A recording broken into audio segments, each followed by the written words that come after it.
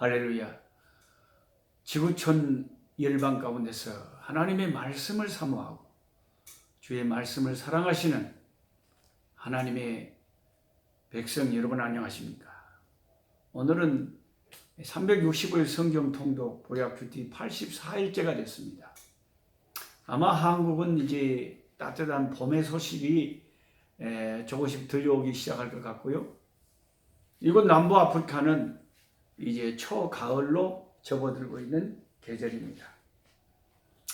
우리는 봄이 되든 여름이 되든 가을이 되든 겨울이 되든 사시사철 매일 오직 하나님의 말씀을 늘 주야로 묵상하는 그런 말씀을 사모하는 그런 일을 계속해 가야 되겠습니다. 오늘은 84일째로 사무엘하 7장에서 10장까지 4장에 걸쳐서 말씀을 상고하기 원합니다. 여러분의 성경 사무엘하 7장을 펼쳐보시기 바랍니다. 사무엘하 7장은 다윗 왕국에 대한 하나님의 언약의 약속. 다윗이 하나님을 위해서 성전을 짓고 싶은 마음이 불타올랐습니다. 그래서 선지자 나단을 불러가지고 자기 마음을 토로했습니다. 선지자가 들을 때 참 귀한 마음을 갖고 계십니다 하고 이제 나단 선지자가 가서 하나님께 기도하는데 하나님께서 나단 선지자에게 그 다윗에게 하고 싶은 말씀을 쫙 주신 내용이 사무엘하 7장의 말씀입니다. 다윗이 사실 1절에 보면 주위의 모든 원수들을 대적들을 하나님께서 다 이기게 하시고 왕궁에 평안히 거하게 할 때에 성전을 짓고 싶은 마음이 생겼다. 이렇게 성경에 기록되어 있습니다. 이게 참 다윗의 특별한 신앙이라는 게 보통 저와 여러분 같은 보통 사람은요, 내가 평안하고 뭔 일이 잘 되면 자칫 잘못하면 거기에 안주하기가 쉽고 거기에서 더 하나님을 위해서 더 열심을 내기가 어려운 것이 인간의 본성입니다. 그런데 하나님은 다윗이라고 하는 이 특별한 하나님의 사람은 자기가 너무 평안한 가운데 있으니까 너무 하나님께 감사해가지고 하나님의 성전을 짓고 싶은 열망이 가득했다는 겁니다. 그 전 왕 사울이 이런 마음을 반만 가졌어도 사울이 하나님 앞에 버림받지 않았을 것입니다. 하나님을 사랑하는 것, 하나님을 사랑하는 자에게 주의 은혜가 있을지어다. 이렇게 성경은 말하는데요. 하나님을 사랑하는 마음이 우리에게 항상 죽을 때까지 늘 마음에 다윗처럼 불타올라야 돼. 하나님 사랑하는 마음. 그래서 이제 하나님이 다윗의 그 아름다운 마음을 받으시고 선지자를 통해서 이렇게 말씀하십니다. 하나님 말씀하신 게 사무엘하 7장을 제가 읽으면서 은혜를 참 많이 받습니다. 다윗아, 참 고맙다. 근데 내가 언제 너희 12지파 어느 지파에게 내 성전 안 지어준다고 내가 말한 적이 있느냐? 어느 한 지파에게라도 내가 내 성전 지어달라 그러디야. 하나님은 그러신 적이 없어요. 하나님은 그런 것을 그렇게 원하시지는 않습니다. 천지 만물이 다 아버지 것인데 하나님의 발등상 아래 온 천지 만물이 다 있는데 굳이 인간이 뭘 지어서 그렇게 하나님을 모신다고 해도 하나님이 무슨 귀신 잡신도 아니고 그런 것 가지고 좋아하실 분이 아니죠. 근데 하나님이 왜 다윗을 기뻐하셨냐면 그 마음이 예쁘다는 거예요. 하나님을 위하는 그 마음, 하나님을 사랑하는 그 마음을 하나님이 사랑으로 받으신 거죠. 그 다윗에게 이제 하나님이 엄청난 축복을 주신 거예요. 그러면서 이제 네 아들 솔로몬, 네 아들이 내 성전을 짓게 하겠다 하고 다윗에게는 그렇게 말하고 그러면서 다윗에게 큰 축복의 언약의 말씀을 쏟아놓습니다. 16절 말씀에 보면 내 집과 내 나라가 내 앞에서 영원히 보존되고 내 왕위가 영원히 견고하리라. 다윗의 왕위가 영원히 견고하리라. 이게 무슨 언약이냐면 하나님이 다윗에게 주신 메시아 언약이라는 거예요. 그래서 구약 성경에서 세 가지 언약이 참 중요한데요. 아브라함에게 주신 그 창세기 15장부터 아브라함과 맺으신 언약, 내가 네 후손으로 내 큰 민족을 이루게 하겠다. 그 언약이 그렇게 중요한 언약이고요. 두 번째로 모세에게 주신 시내산 언약, 그 언약이 참 중요하고요. 세 번째로 중요한 언약이 이 사무엘하 7장에 나오는 다윗과 맺으신 다윗의 집안을 영원히 견고케 하겠다. 이것은 다윗의 후손으로 오신 예수 그리스도의 왕국을 영원토록 하나님께서 새하늘과 새 땅에서 다윗의 자손인 예수님을 왕으로 세우셔서 영원히 다스리게 하겠다는 메시아 왕국에 대한 위대한 언약인 것입니다. 하나님은 항상 그 언약을 먼저 인간하고 맺으시고 그 언약을 끝끝내 이루시고야 마는 하나님이심을 우리가 믿습니다. 그 다음에 이제 두 번째로 사무엘하 8장으로 넘어가 보시면 다윗이 어디로 가든지 다윗 왕국이 확장되는 기가 막힌 승리의 찬란한 장이 사무엘하 8장. 우선 블레셋을 완전히 제압을 해버립니다. 블레셋의 메델 암마라고 하는 이 지역을 다윗이 정복했다 그랬는데, 메델 암마는 모성의 굴레, 한국말로 하면 어머니의 지배 이런 뜻인데요. 뭔 말이 이렇게 어렵다니까. 이게 블레셋의 수도 가드를 일컫는 말이라고 합니다. 어미의 지배, 모성의 굴레. 아주 거창하게 자기 수도 이름을 지어놨는데, 이 가드를 완전히 점령하고 거기에 이제 다윗이 블레셋을 장악하는 완전히 상점벽해가 됐습니다. 전에 블레셋 가서 시글락에 얹혀 살던 때가 엊그제 같은데 다윗이 이스라엘의 왕이 되고 블레셋을 제압을 하게 됩니다. 그리고 이제 모압을 완전히 정복을 해버려가지고 이 모압 땅이 이스라엘에 매년 조공을 바쳐요. 이스라엘의 신하의 나라가 되어버린 거예요. 언제까지 그랬습니까? 아합 왕이 다스릴 때까지 그랬어요. 근데 이 악한 왕, 아합 왕 후에 이제 모압이 독립을 선언해버리고 반란을 일으켜버리고 이스라엘의 국력이 약해지니까 자기들이 빠져나간 거죠. 그 전까지는 완전히 이스라엘의 속국이 돼가지고 조공을 바쳤습니다. 그 다음에 소압 왕 하닷 에셀을 정복했습니다. 그 다음에 다메섹을 정복하고 그 다음에 에돔을 정복하고 거기에 수비대를 두었습니다. 이것은 소바왕 하닷 에셀을 정복한 것은 하나님이 창세기 15장에 아브라함에게 네 후손의 땅이 동쪽으로는 유브라데 강까지 이를 것이라고 언급한 적이 있는데, 그게 다윗 왕 시대에 완전히 실현된 겁니다. 수많은 세월이 흐르고 다윗 왕이 됐을 때 아브라함에게 언약했던 네 후손의 지경이 동쪽으로는 유브라데 강까지 이를 것이라고 하는 그 말씀이, 다윗의 왕이 있을 때는 그 주변에 거의 대부분의 나라를 다 점령을 해버렸어요. 다윗의 제국을 이뤄버립니다. 이스라엘이 가장 막강했던 화려한 왕조 시대가 다윗이 다스리던 시대, 다윗과 솔로몬.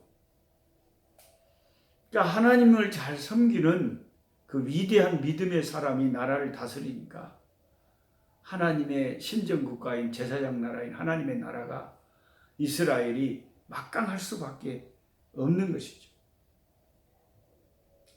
이 사무엘하 8장에서 제일 중요한 구절이 6절과 14절 두 번이나 반복되어 있는데요. 여기에는 여러분 밑줄 동그라미를 사정없이 쳐놔야 돼요. 뭐라고 되어 있습니까? 다윗이 어디로 가든지 여호와께서 이기게 하시니라. 14절에도 다윗이 어디로 가든지 이기게 하시니라. 그 주변에 수많은 동서남북의 나라들을 제압하고 딱 성경이 써지기를 다윗이 어디에 가서 누구하고 싸우든지 항상 연전연승 완전히 연합군도 격파해버리고 제압해버렸어요. 어떤 경우에는 적군을 완전히 제압을 하고 수만 명을 죽였는데 다윗이 나갔어요. 그 말들, 옛날에는 전쟁할 때 말들이 굉장히 중요한 역할을 했잖아요. 그 적의 말들을 완전히 적군을 격파하고 말들을 다 노획물로 얻었는데 그 말들의 힘줄을 다 잘라버렸다고 했어요. 이런 성경을 읽으면서 우리는 언뜻 무슨 생각이 들 수 있습니까? 맞다, 말이 아깝다. 그 말을 잘 이제 다윗이 가지고 있으면서 막강한 자기 군대에 말로 쓰면 좋을 건데 왜 그 귀한 말을 갖다가 힘줄을 다 잘라버렸을까? 거기에는 여러분 다윗의 신앙 고백이 있는 거예요. 나는 적당하게 가지고 있으면 된다. 내가 너무 무궁무진한 전력을 가지고 있으면 나도 모르게 내가 교만할까? 나는 말의 힘을 의지하지 않고 하나님을 의지하고 언제든지 나가면 승리할 수 있다는 그런 다윗의 깊은 그 속내가 있는 것이에요. 그렇게 깊은 뜻이 있어요. 우리는 그냥 성경을 읽으면 다윗의 마음을 잘 모르죠. 오메 말 아까운데 보들라고 말을 그까이 그게 아니다니까요. 내가 혹시나 이 말이나 이 전력을 의지할까 봐서요. 너무 지나치게 비대하게 전력을 갖지 않도록 다윗이 정리를 해버렸습니다. 확실히 하나님을 잘 섬기니까 하나님이 엄청난 복을 주시는데 마태복음 6장 33절 말씀 생각나죠? 너희는 먼저 그의 나라와 그의 의를 구하라. 그리하면 이 모든 것을 너희에게 더하시리라. 이 모든 것이라고 할 때는 문맥으로 봐서 무엇을 먹을까? 무엇을 입을까? 어디에 살까? 의식주, 우리 이 땅에 살면서 필요한 것들을 먼저 하나님의 나라와 하나님의 의를 구하는 자에게 다 더해 주신답니다. Seek first His kingdom and His righteousness, and all these things will be given to you as well. 먼저 구할 것이 뭐냐? 하나님의 나라, 하나님의 의라는 거예요. 아브라함의 조카 롯은 먼저 구할 것을 우선순위가 틀렸죠. 그는 의식주를 먼저 생각했지 하나님의 나라와 하나님의 말씀대로 의롭게 살고 싶은 그 신앙을 먼저 구하지 않았습니다. 그래가지고 소돔성에 있는 요단들 택해가지고 그 집안 쫄딱 폐가 쫄딱 망했잖아요. 그런데 아브라함은 하나님의 나라와 하나님의 어디로 가든지 하나님의 이름을 부르고 하나님 앞에 제사를 드리고 하나님을 경배하고 사니까 아브라함의 후손들 가운데 이런 다윗이라고 하는 빼어난 하나님의 사람이 나왔어요. 아브라함의 후손의 나라를 크게 세우고 열방 가운데서 하나님의 영광을 드러내고 있잖아요. 먼저 그의 나라와 그의 의를 구하는 저와 여러분이 되어야 되겠습니다. 세상 것 부러워하지 말아요. 세상 사람 날 부러워 아니하여도 우리 역시 세상 사람 부럽지 않아. 예수님의 신부된 것 생각하면은 할렐루야 찬송이 저절로 나네. 세상 사람 날 부러워 아니하여도 나도 역시 세상 사람 부럽지 않아. 하나님의 자녀된 것 생각하면은 할렐루야 찬송이 저절로 나네. 사무엘하 9장입니다. 자, 사무엘하 9장에는 무슨 내용이 나오냐면 무비보셋에게 은총을 베푼 다윗의 아름다운 이야기가 나옵니다. 자, 이스보셋하고 무비보셋하고 헷갈리지 말자 그랬죠. 이스보셋은 사울의 아들로서 두 번째 왕이 잠깐 됐다가 자기 신하들에게 반란을 당해서 죽은 그런 비운의 왕 이스보셋. 무비보셋은 요나단의 아들로서 5살 때 유모가 떨어뜨려 버려갖고 두 다리를 절게 된 그 비운의 왕자 무비보셋. 자, 이제 다윗이 이렇게 그 주변 모든 나라들을 다 가는 데마다 싸워 승리하고 다윗의 왕국이 크게 되었을 때 다윗은 자기 친구 요나단을 기억했습니다. 사실 요나단이 차지해야 되는 이 왕의 자리가 내가 차지하고 있구나. 그러면서 다윗은 그 아름다운 마음으로요, 그 은혜를 잊지 않고 사울이나 다윗의 후손들이 살아있는지를 체크를 했습니다. 그리고 알아보니까, 추적을 해보니까 그 사랑했던 친구 요나단의 아들이 한 명 살아있는 거예요. 이 시바라고 하는 그 사울의 종되었던 사람이 요나단의 아들을, 이 시바라고 하는 이 종이 요나단의 아들을 케어하고 있었습니다. 시바도 상당히 이 집안이 짱짱했어요. 아들이 15명이고 종이 20명이나 됐으니까요. 그런데 이 시바가 요나단의 아들 무비보셋을 잘 섬기고 있었는데 다윗이 무비보셋을 불러다가 왕궁에 거하게 했어요. 그러면서 왕의 식탁에 항상 무비보셋도 같이 앉도록 했습니다. 즉 왕자의 대접을 해준 거죠. 어째 이렇게 다윗은 그렇게 참 사람이 착하고 아름답고 귀한지 몰라요. 교만하지도 않고 그 와중에 자기 친구의 자녀를, 그 귀한 친구의 자녀를 찾아서 그 은혜를 갚잖아요. 친구의 은혜를 갚죠. 그런데 이제 그 다윗이 무비보셋에게 뭘 또 재산을 줬냐면요, 자기 할아버지 사울 왕이 가졌던 그 밭 전토, 어마어마할 거 아닙니까? 왕의 것이니까 그것을 다 이거 네 거다, 내가 할아버지가 네 거다 하면서 무비보셋에게 아낌없이 하사를 했어요. 그러면서 그 모든 관리를 시바라고 하는 그 종에게 무비보셋도 섬기고 그 재산도 다 관리하도록 만들었어요. 근데 이 시바라고 하는 이 종이 별로 인격이 안 좋은 것 같아요. 그러면 지가 자기에게 주어진 그 역할에 너무 감사하면서 감지덕지하고 충직하게 섬겼더라면 얼마나 좋겠어요.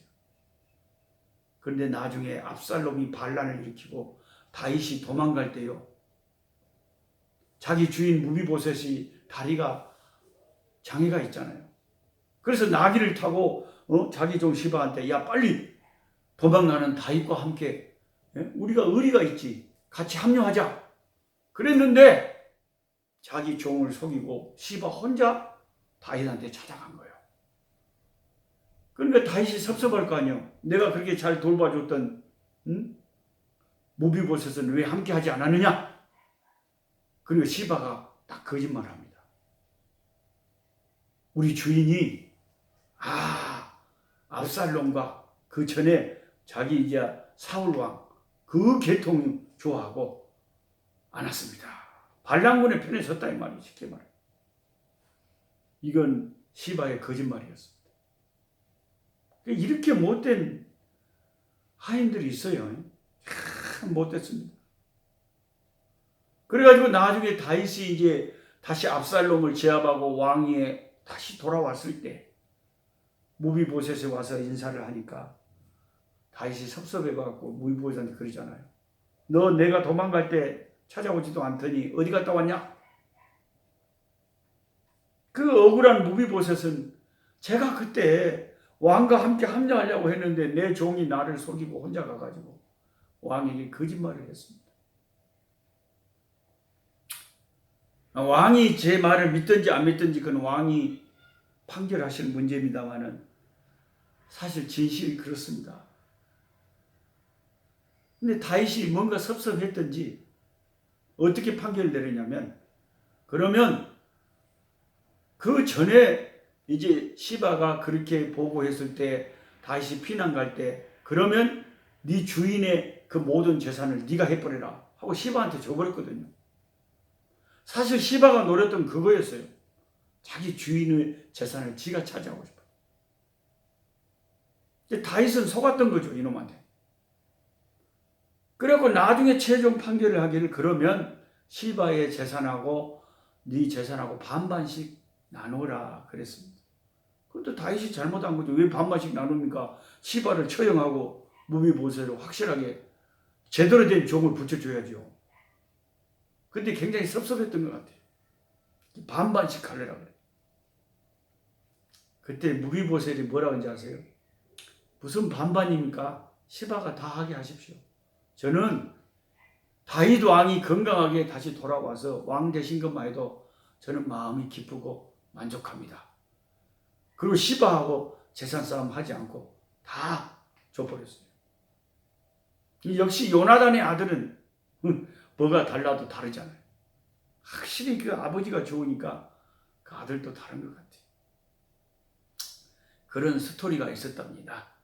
자, 이제 사무엘하 10장으로 넘어가시면 암몬과 아람을 정복한 다윗의 이야기가 나옵니다. 자, 암몬의 왕 굉장히 다윗에게 친구처럼 호의적으로 해주었던 나하스가 죽었어요.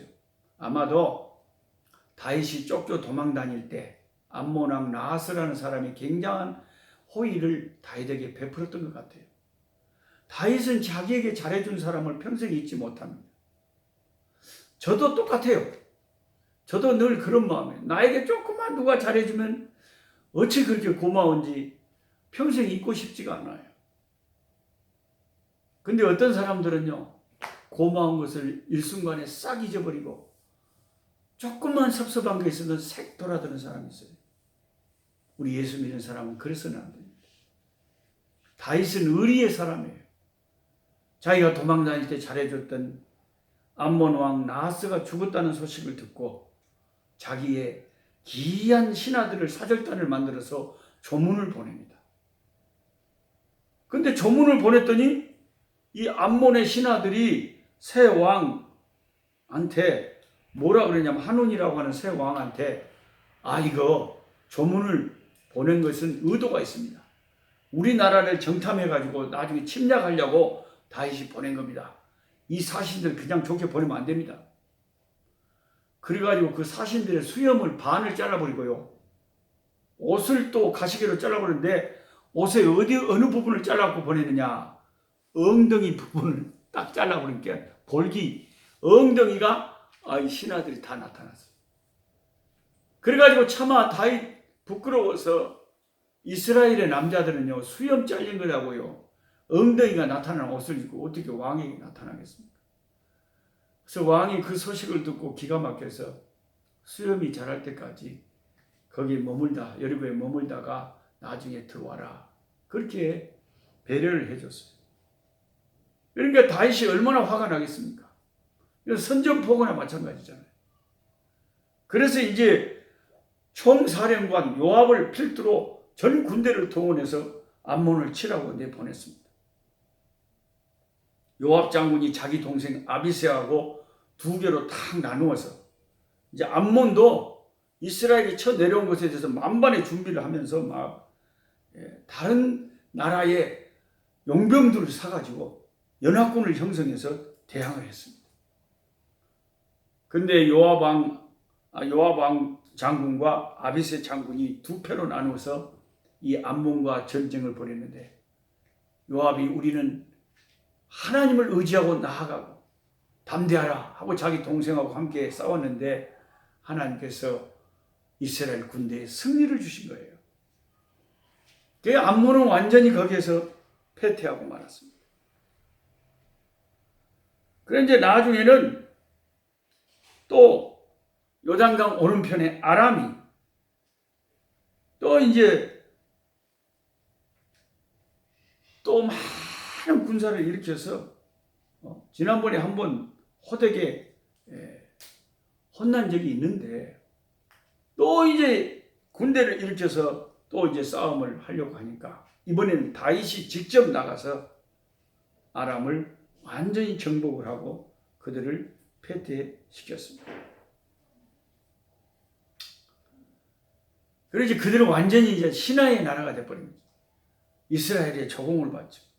완벽하게 유브라데 강까지 다윗의 큰 제국이 형성된 거죠. 하나님의 사람 다윗이 있으니 이스라엘 나라가 이렇게 번영하고 든든합니다. 앞으로 다윗 같은 왕이 계속 나오면 얼마나 좋겠습니까마는 다윗 같은 왕들은 어쩌다가 가뭄에 콩나듯이 하나 나오고 다시는 다윗 같은 왕이 쉽게 나오질 않았어. 무슨 말이냐면 우리가 신앙생활을 해도 우리 주변에 신앙생활 잘하는 사람 많은 것 같아도 신앙생활 잘하기가 결코 그렇게 쉽고 만만치 않다는 것을 보여주는 것입니다. 자, 어제도 우리 찬송하고 마쳤는데 오늘 또 온 지구촌에서 우리 하나님을 함께 찬송하기를 원합니다. 86장, 새 찬송가 86장. 내가 늘 의지하는, 내가 참 의지하는 예수. 나의 상처 입은 심령을 불쌍하게 여기사 위로하여 주시니 미쁘신 나의 좋은 친구.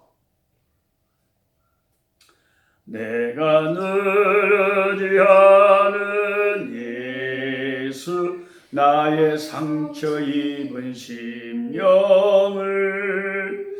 불쌍하게 여기사 위로하여 주시니 미쁘신 나의 좋은 친구. 내가 의지하는 예수, 나의 사모하는 친구. 나의 기도 들으사 응답하여 주시니 미쁘신 나의 좋은 친구. 주의 손 의지하고 살 때 나를 해할 자가 없도다. 주님 나의 마음을 크게 위로하시니 미쁘신 나의 좋은 친구. 내가 의지하는 예수, 나의 사모하는 친구. 나의 기도 들으사 응답하여 주시니 미쁘신 나의 좋은 친구. 내가 요단강 건너며 마음이 두려워서 떨 때에 주가 인도하시니 어찌 두려워하랴. 미쁘신 나의 좋은 친구. 내가 의지하는 예수 나의 사모하는 친구 나에게도 들으사 응답하여 주시니 몇 번째 나의 좋은 친구 이후 천국에 올라가서 모든 성도들과 다 함께 우리들을 구하신 주를 찬양하리라 몇 번째 나의 좋은 친구 내가 의지하는 예수 나의 사모하는 친구 나에게도 들으사 응답하여 주시니 몇 번째 나의 좋은 친구 아멘. 약한 자 힘주시고 강한 자 바르게 추한 자 정케함이 주님의 뜻이라 해 아래 압박 있는 곳 주 거기 계셔서 그 팔로 막아 주시오